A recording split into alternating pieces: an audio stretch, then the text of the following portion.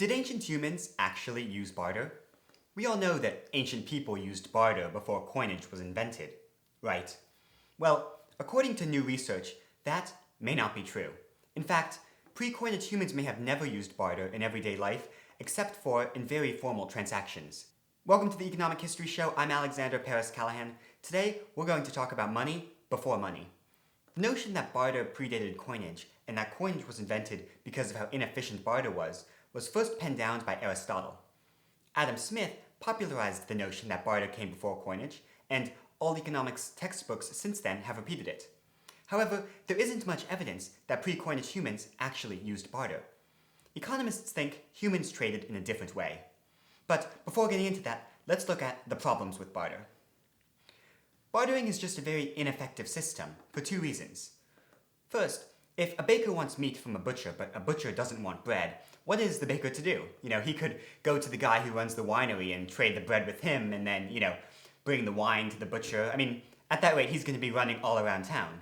The need to have two people who want the same thing is called a double coincidence of wants. The second problem with barter is that each item needs to be valued in every other item. Maybe a cut of steak is worth a bottle of wine or 2 loaves of bread. A bottle of wine is worth a cut of steak or 2 loaves of bread. Now, for two products, we have 4 prices. And what if you use different combinations? A bottle of wine could maybe go for 5 loaves of bread instead and no steak. It's simple when you only have 3 commodities, but in the real world, barter would mean too many different price combinations to keep track of. So what did pre-coinage humans do? According to David Graeber, author of the book Debt, the First 5,000 Years, pre-coinage humans used a gift economy. Basically, people just gave things to each other and expected reciprocation in the future. The butcher gives the baker a steak, and sometime in the future the baker gives him some bread back.